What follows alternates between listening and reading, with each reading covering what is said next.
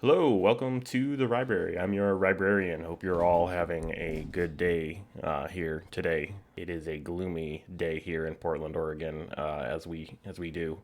Yeah, it's extra frustrating because it's the solstice when I'm recording this, and I love sunlight and daytime, and it's annoying that it happens to be a gloomy, rainy day today.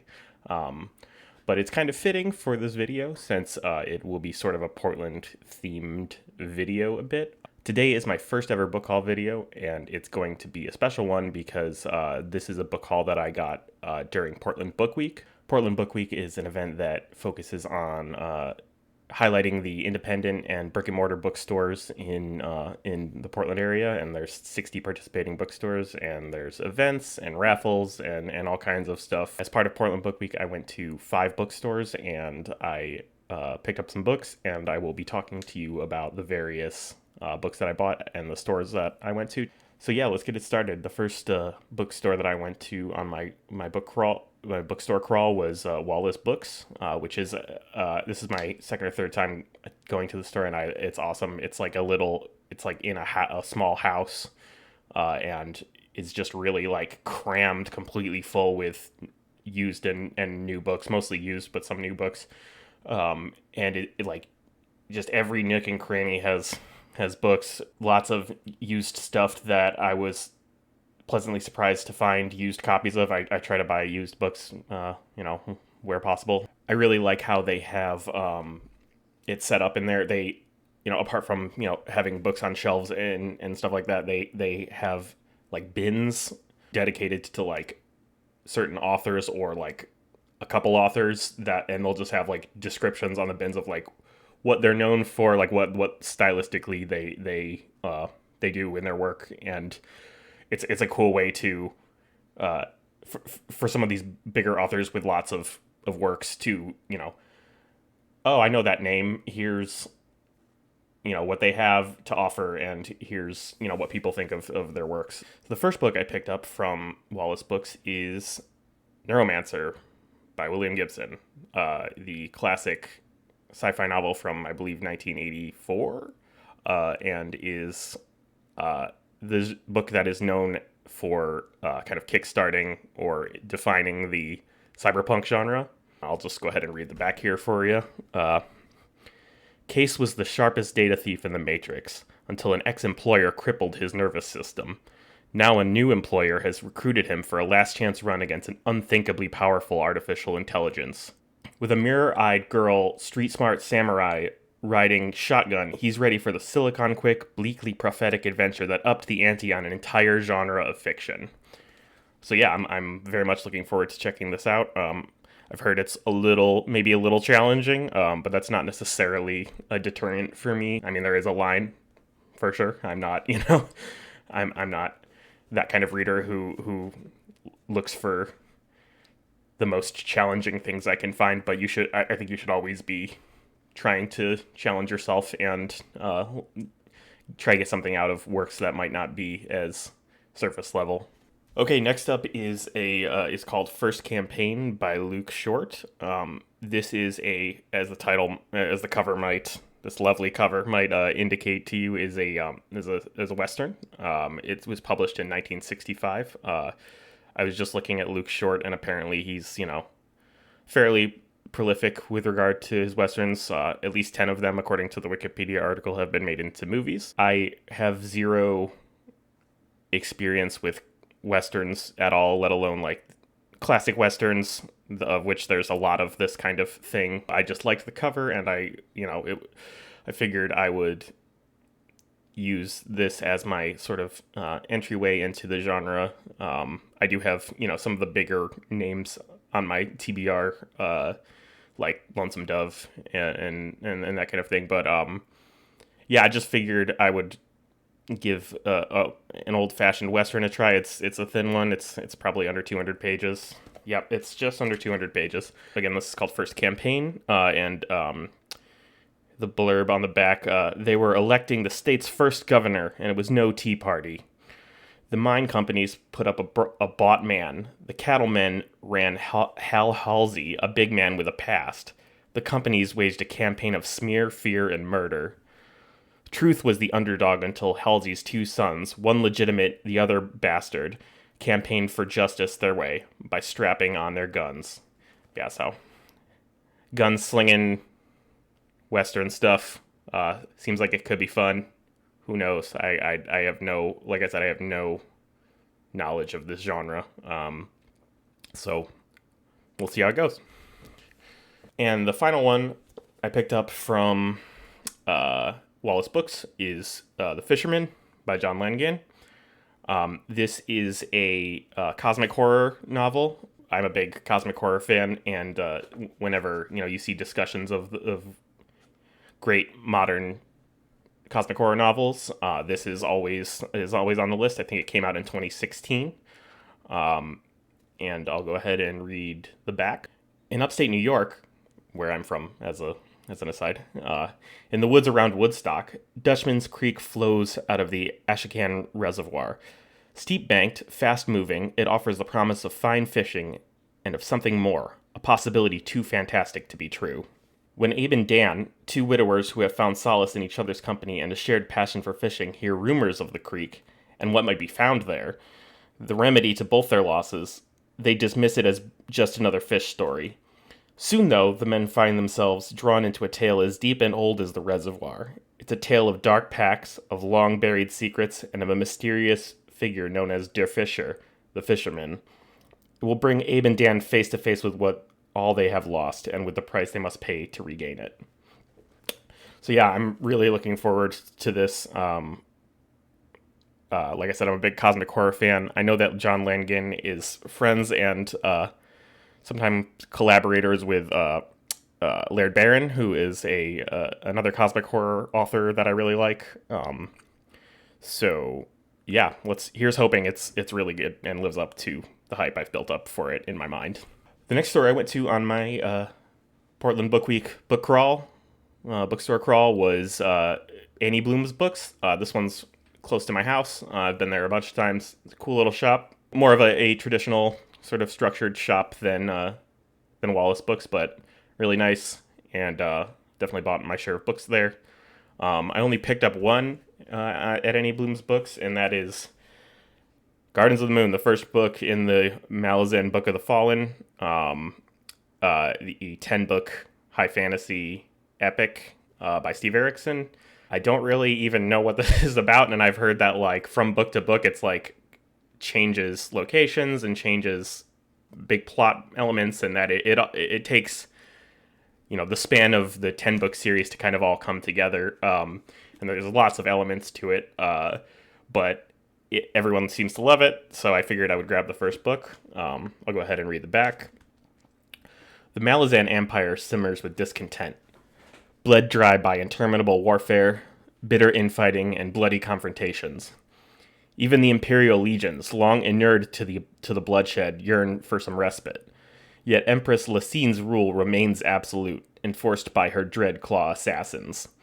For Sergeant Whiskey Jack and his squad of bridge burners, and for Tattersail, surviving cadre mage of the 2nd Legion, the aftermath of the siege of Pale, I guess? The aftermath of the siege of Pale should have been a last time to mourn for the many dead. But Darujistan, last of the free cities of Guinea-Bacchus, yet holds out. It is to this ancient citadel that Lacine turns her predatory gaze. But it would appear that the Empire is not alone in the great game. Sinister, shadow-bound forces are gathering as the gods themselves prepare to play their hand. So yeah, it sounds like interesting high fantasy stuff. Also fairly challenging from what I hear. It's sort of hard to get your bearings, but that sounds interesting to me, and I'm looking forward to reading it. The third store of the 5 that I went to on my Portland book crawl adventure was Parallel Worlds Books, and this is certainly the one I've been to the most.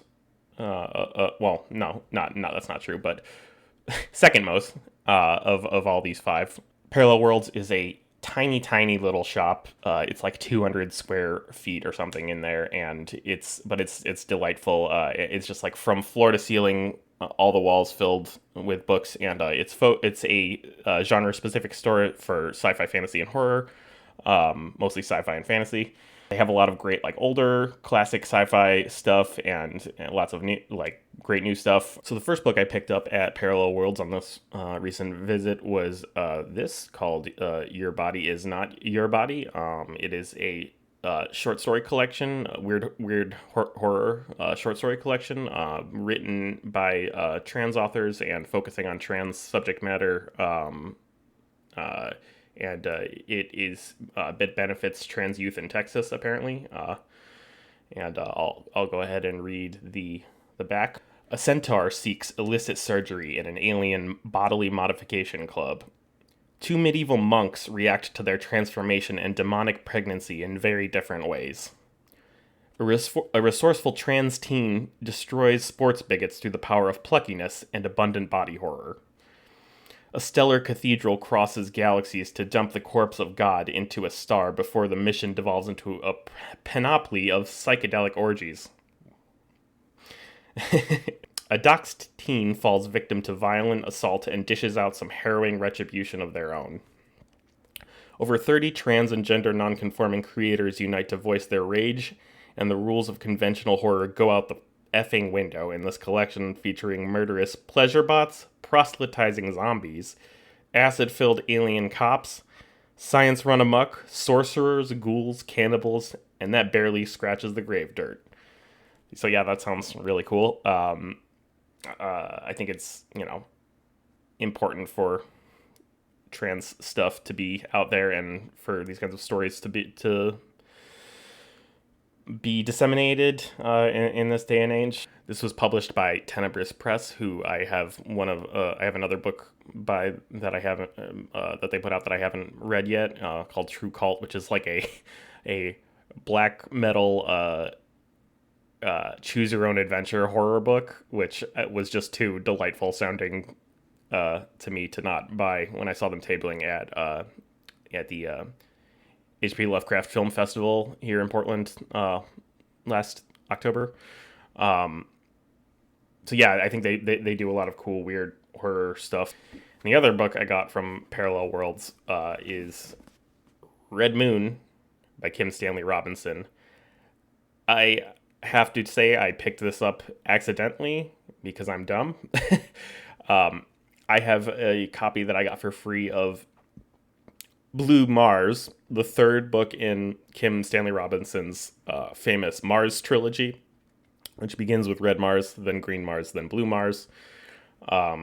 And I am dumb, so I just saw Red and the letter M and Kim Stanley Robinson, and I'm like, yeah, that Red Mars, that's the one. That says Red Mars, right? Yeah, but this does look cool, and I'm looking forward to reading some Kim Stanley Robinson. I know that he's known as a great modern hard sci-fi author, so I'll go ahead and read the back for this. It is 30 years from now, and we've colonized the moon. American Fred Fredericks is making his first trip, his purpose to install a communication system for the Chinese Lunar Authority. But hours after his arrival, he witnesses a murder and is forced into hiding.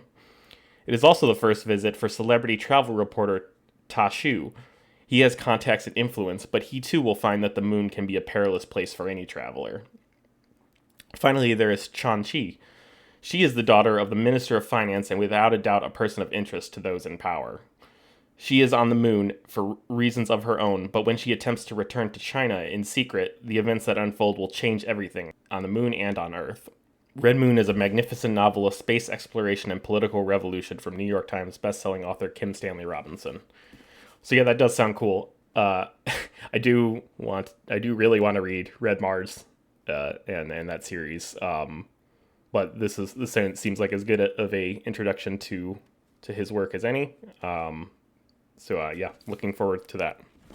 So the fourth store I went to on my book crawl journey for Portland Book Week was Third Eye Books, which is a Black-owned and sort of Black-focused bookstore here in Portland.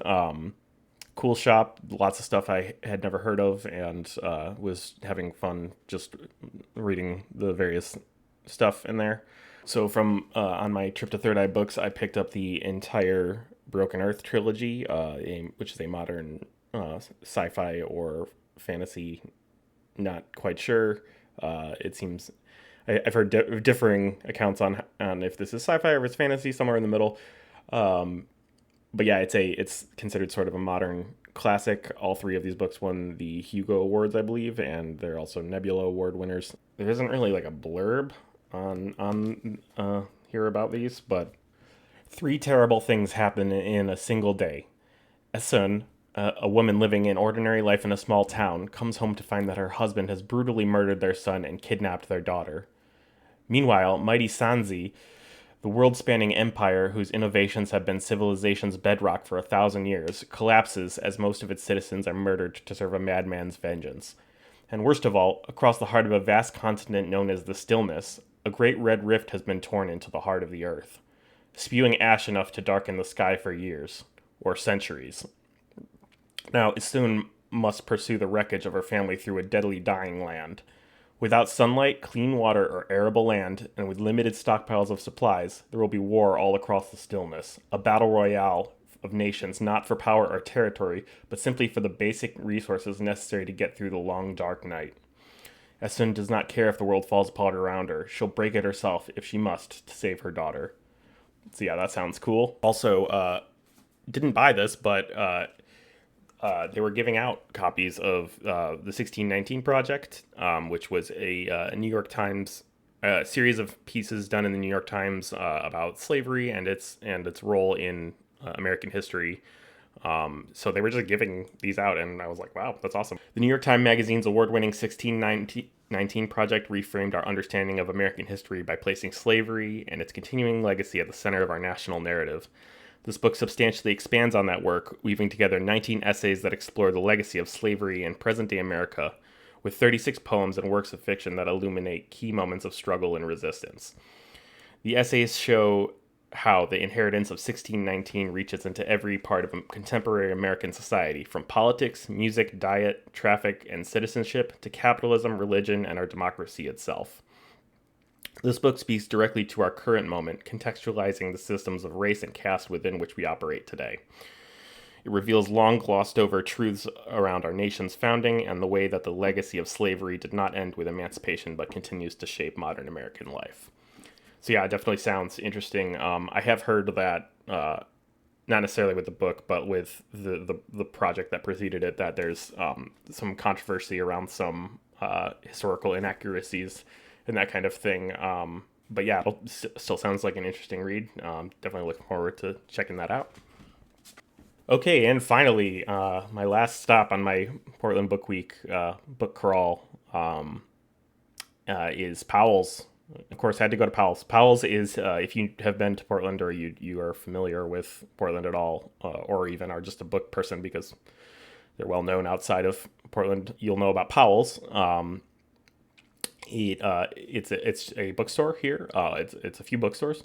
Their flagship store takes up a full city block in downtown Portland. They call themselves Powell City of Books, and it's huge, and they just have so much stuff, and you could just spend days and days and days in there just looking at stuff, and it's like 5 floors and just really awesome store. So I picked up 3 books from Powell's, and those 3 will round out my book haul for today. And the first of those is Mechanical for Leibowitz by Walter M. Miller Jr. This is a classic post-apocalyptic book. It's pretty early as far as post-apocalyptic fiction goes. I think it came out in 1959, and I don't really know of much post-apocalyptic stuff from before then. So the blurb. After the fall, the rebirth. In the depths of the Utah desert, long after the flame deluge has scoured the earth clean, a monk of the Order of St. Leibowitz has made a miraculous discovery. Holy relics from the life of the great saint himself, including the Blessed Blueprint, the Sacred Shopping List, and the hallowed shrine of the Fallout Shelter. In a terrifying age of darkness and decay, these artifacts could be the keys to mankind's salvation. But as the mystery at the core of this groundbreaking novel unfolds, it is the search itself for meaning, for truth, for love, that offers hope for humanity's rebirth from the ashes. So yeah, classic post-apocalyptic book. Looking forward to it. Next up is this guy, Royal Assassin by Robin Hobb, the second book in the Farseer trilogy, which is itself part of the larger Realm of the Underlings setting, which comprises, I think, 16 books. I think 4 trilogies and 1 quadrilogy. But yeah, Robin Hobb is a beloved high fantasy author, and her work gets compared sometimes to George R. R. Martin and the Song of Ice and Fire series in that it is emotionally devastating. um, and I read this is the second one in the series. I read the first Assassin's Apprentice earlier this year, and I really liked it. I didn't love it as much off the bat as maybe some other people did, but I really enjoyed it, and I'm looking forward to reading this. I'm not going to read the back of this because it's going to spoil, what happened in the first book. But the series is basically about a royal bastard by the name of Fitz, the son of chivalry. The nobles and in this world are named after traits. Even though Fitz is a bastard, he finds a place in this world by becoming an assassin. And yeah, the first book was just kind of like set up for getting to know Fitz, getting to know the world, and I've heard that the actual like the plot sort of begins in earnest, and a lot of the emotionally devastating stuff starts happening here, and I'm looking forward to that. So yeah, Royal Assassin by Robin Hobb. And finally, the last book that I picked up for my book haul is The Strain by Guillermo del Toro and Chuck Hogan. Guillermo del Toro, obviously the famed creator, director of Pan's Labyrinth, The Shape of Water, and other things. He's also a writer. Wrote this book with Chuck Hogan, and it's the first book in a trilogy of vampire novels. Me and my husband watched the series that is based on this, and we really liked it.